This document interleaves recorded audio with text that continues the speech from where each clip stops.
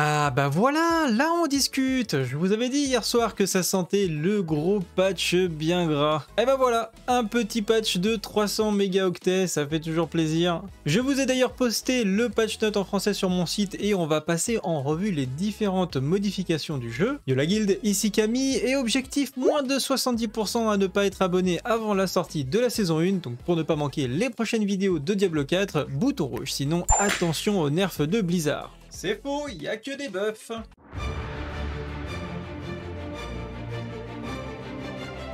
Alors, comment est composé ce patch note? Vous avez des ajustements de gameplay, des changements et équilibrage de classes et des corrections de bugs. Nous, on va surtout se concentrer sur les ajustements de gameplay qui sont très intéressants, mais aussi les changements au niveau des classes. Au niveau des ajustements de gameplay que je trouve très intéressants, on a une augmentation significative de l'expérience attribuée pour la complétion des donjons de cauchemar. Merci mon dieu, c'est vraiment le minimum syndical en vérité, mais franchement, il pourrait rajouter aussi des loots. Augmentation de la significative de l'expérience acquise en tuant des monstres dans les donjons de cauchemar, donc on a une double augmentation ici, c'est dommage qu'ils ne précisent pas les valeurs. Les coffres de Helltide offrent également beaucoup plus d'expérience et de bonus lorsqu'ils sont ouverts, alors ça c'est très intéressant, c'était pas prévu mais c'est quand même très bienvenu. Augmentation significative de l'expérience récompensée donc pour la complétion individuelle des chuchotements à travers le jeu, donc voilà, l'arbre des chuchotements donnera plus d'expérience également, bonne nouvelle en plus. J'ai l'impression qu'il y a beaucoup de bonnes nouvelles dans ce patch. Complétion d'un problème où l'expérience n'était pas attribuée pour la complétion de l'événement de résistance qui peut survenir après la fin des objectifs de donjon. Note de développeur, nous travaillons actuellement sur l'augmentation de la densité des monstres et des élites dans le contenu de fin de jeu et nous prévoyons d'introduire ce changement au début de la saison 1. Alors là, bonne nouvelle pour ceux qui aiment bien quand il y a des gros packs de monstres bien gras, et bien normalement à partir de la saison 1 vous devriez être servi. Concernant maintenant les équilibrages de classe, on a une note de développeur, donc nous poursuivons nos efforts pour rendre tous les builds de classe amusants et puissants grâce à une autre série de mises à jour. En particulier, nous avons pris en compte les commentaires de la communauté affirmant que les compétences de base ne sont pas assez impactantes en combat. Ces changements ne modifieront pas la relation fondamentale entre les compétences de base et les compétences principales, mais nous espérons qu'ils contribueront à rendre l'expérience de progression plus fluide pendant que nous explorons d'autres moyens de les renforcer. Nous augmentons également la puissance de certaines compétences que les joueurs estiment être en retard par rapport à leurs pairs. Alors que nous anticipons les prochaines mises à jour, nous surveillons d'autres sujets largement discutés tels que la survie des sbires et l'équité des builds. Veuillez continuer à nous envoyer vos commentaires et nous nous retrouverons dans le sanctuaire. Donc tout ça fait extrêmement plaisir. Maintenant, le barbare, au niveau des compétences, la fente, dégâts de base augmentés de 30 à 33%, fureur générée augmentée de 9 à 10, raclée fureur générée passe de 10 à 11, fortification de la raclée améliorée de 10 à 20%, frénésie dégâts de base augmentés de 20 à 22%, écorchement dégâts de base du saignement augmenté de 36 à 40%, fureur générée augmentée de 9 à 10%, chance de vulnérabilité d'écorchement améliorée augmentée de 10 à 15%, coup double dégâts de base augmenté de 36 à 40%, coup de pied, temps de recharge réduit de 17 à 13 secondes, dégâts de base infligés aux ennemis repoussés contre un obstacle augmenté de 54% à 70%, charge, dégâts de base de charge améliorée infligés aux ennemis repoussés contre des obstacles augmenté de 15 à 30%, bon, ralentissement du bon puissant augmenté de 50 à 70%, galvanisation, le bouclier de galvanisation amélioré augmenté de 10 à 20%, du maximum de vie, appel des anciens, bonus de la vitesse d'attaque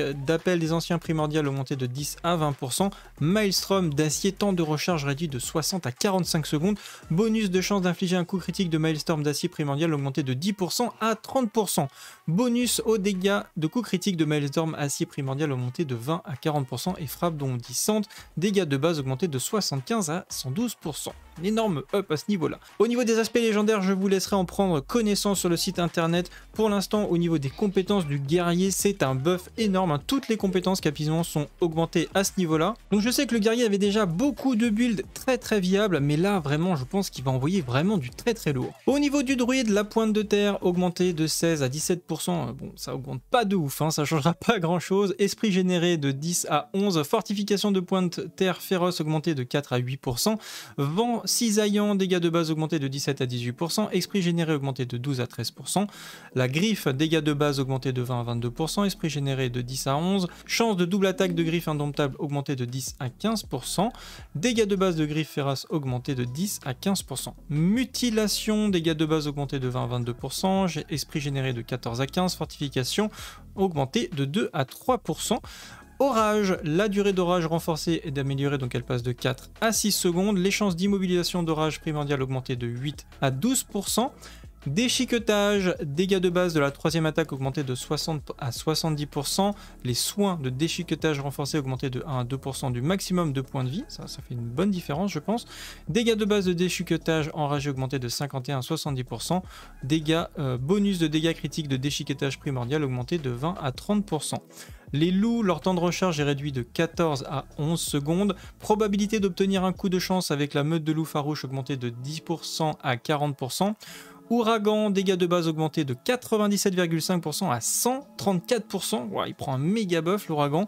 Morsure à bique, dégâts de poison de base augmentés de 53 à 76%. Cataclysme, dégâts de base, il passe de 52 à 64%. Lacération, dégâts augmentés de base, donc de 400 à 460%. Pétrification, l'ultime, bonus de dégâts critiques augmenté de 25 à 30%.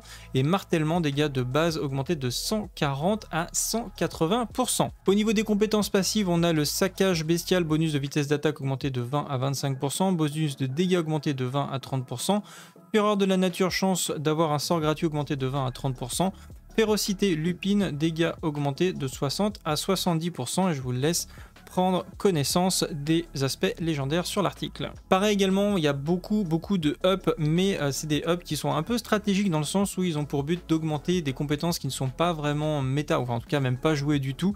Donc c'est un bon buff pour le druide, hein. On a vraiment l'impression entre le buff pour l'instant du guerrier et du druide que Blizzard pousse à développer de nouvelles spécialisations, et ça c'est très intéressant parce que ce qu'on veut c'est avoir le choix entre plusieurs compétences OP, parce que finalement le but du jeu c'est de faire un petit peu des persos broken. Au niveau du nécromancien, eh bien au niveau des compétences, on a le fauchage, dégâts de base augmentés de 12 à 13%, donc on a plein de petites augmentations comme ça, hein, sur les dégâts de base, ça devrait pas changer grand chose, hein, mais bon, c'est toujours un petit buff. Pareil pour la décomposition, dégâts augmentés de 30 à 33, l'essence de base est augmentée, la fréquence d'apparition des cadavres aussi, elle est réduite, donc ça c'est un bon buff aussi, je pense que ça va plaire aux nécromanciens. La saignée, dégâts de base augmentés de 25 à 27%, l'essence générée par seconde augmentée de 8 à 9%, éclat d'os, dégâts de base augmentés de 8 à 9%, essence générée par seconde, elle passe de 6 à 7%, section, dégâts de base augmentés de 63 à 66, dégâts de base, retour de section renforcé augmenté de 25 à 40%, prélèvement, prérequis d'accablement de prélèvement surnaturel réduit de 8 à 6 lancers, prison d'os, temps de recharge réduit de 20 à 18 secondes, fortification de prison d'os épouvantable augmenté de 5 à 8%, vierge de fer, dégâts augmentés de 10 à 20%, ça c'est pas mal, bonus aux dégâts de la vierge de fer horrible augmenté de 15 à 20%, vrille nécrophage, chance d'apparition d'orbe de sang avec la vrille nécrophage purulente augmentée de 30 à 35%, pointe osseuse, dégâts de base augmentés de 80 à 120%, réanimation de squelettes et de golems, les serviteurs attaquent désormais les cibles sous effet d'une malédiction. Au niveau des compétences passives, le décret de Kalan, prérequis de la durée des dégâts subis de 2 à 3 secondes, vigueur de Ratma, prérequis de la durée d'état en bonne santé réduit de 15 à 12 secondes, épine augmentée, donc était au maximum à 0,24 et maintenant elle sera à 0,3. Et je vous laisserai prendre connaissance des aspects, mais concrètement, voilà, pareil, encore une fois, d'énormes buffs à droite, à gauche. Peut-être pas aussi significatifs que pour les autres classes, je trouve, sur le nécromancien. Est-ce qu'il aurait pas mérité un petit peu plus de buffs dans certaines de ses compétences?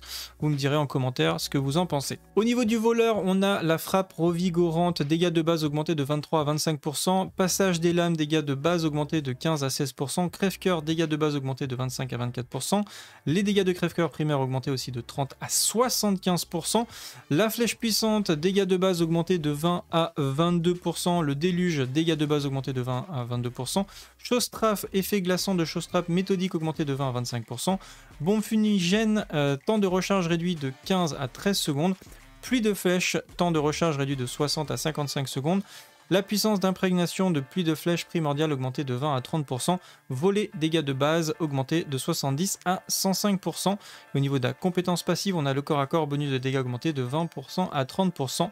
et je vous laisse prendre connaissance des aspects légendaires. Pareil, beaucoup de buffs sur le voleur, pas mal de compétences à distance notamment, qui devraient encore ouvrir le champ à de nouveaux builds très puissants, je pense, pour cette classe qui était déjà vraiment en haut du panier et aussi très appréciée. Au niveau du sorcier, on a étincelle, dégâts de base augmentés de 5 à 10%, dégâts d'étincelle renforcés augmentés de 5,6 à 7%, chance d'étincelle fulgurante augmentée de 3 à 4%, éclair de givre, dégâts de base augmentés de 35 à 38%, éclair de feu augmenté de 40 à 44%, décharge électrique de 28 à 30%, incinération de 49 à 54%, les dégâts d'incinération renforcés augmentés de 15 à 25%, prérequis d'immobilisation d'incinération supérieure réduit de 4 à 3 secondes. Boule de feu, coût réduit de 40 à 35, orbe gelé, dégâts initiaux de base de 32 à 36%, dégâts de base d'explosion augmentés de 29 à 34%, chance d'appliquer l'effet vulnérable avec orbe gelé supérieur augmenté de 25 à 30%. Le blizzard, dégâts de base augmentés de 120 à 130%, il y a déjà des builds incroyables avec le blizzard, c'est bon buff aussi à ce niveau-là. Les lames de glace, chance d'appliquer l'effet vulnérable augmenté de 30 à 40%. Lance de foudre, bonus maximum aux dégâts de lance de foudre conjuré augmenté de 100 à 160%. Un bon buff ici pour la lance. Énergie crépitante, dégâts de base augmentés de 15 à 20%. Traînée de glace, dégâts de base augmentés de 60 à 110%. Et je vous laisserai prendre connaissance des aspects légendaires. Et ici on reste dans la même ligne, que ce soit pour le voleur, le guerrier, le sorcier, etc. C'est vraiment que des buffs, c'est que du plaisir ce patch note, franchement ça va faire plaisir vraiment à beaucoup de monde à mon avis. Vous allez pouvoir tester votre créativité sur plein de nouveaux builds d'ici l'arrivée de la saison 1 de Diablo 4. J'étais parti pour faire un mage et je crois que je vais vraiment faire un mage en deuxième personnage. J'attends de finir mon druide qui est bientôt niveau 100, là on est 99, d'ailleurs je pense que je vais faire un petit stream, une soirée pour le passage au niveau 100 avec vous, comme ça on pourra discuter un petit peu du patch note ensemble. Je vous tiendrai au courant bien sûr sur mon site internet et sur mon Discord. Il y a également énormément de corrections de bugs, donc je vous ai tout mis en lien tout en haut, comme ça vous pouvez naviguer et aller consulter les informations de votre choix. En tout cas pour ma part c'est tout pour aujourd'hui, j'espère que cette vidéo vous a plu, si c'est le cas n'oubliez pas de la liker et la partager sur vos Discord. Pour ma part on se retrouve dans la prochaine, salut à tous, c'est le Guild, ciao bye.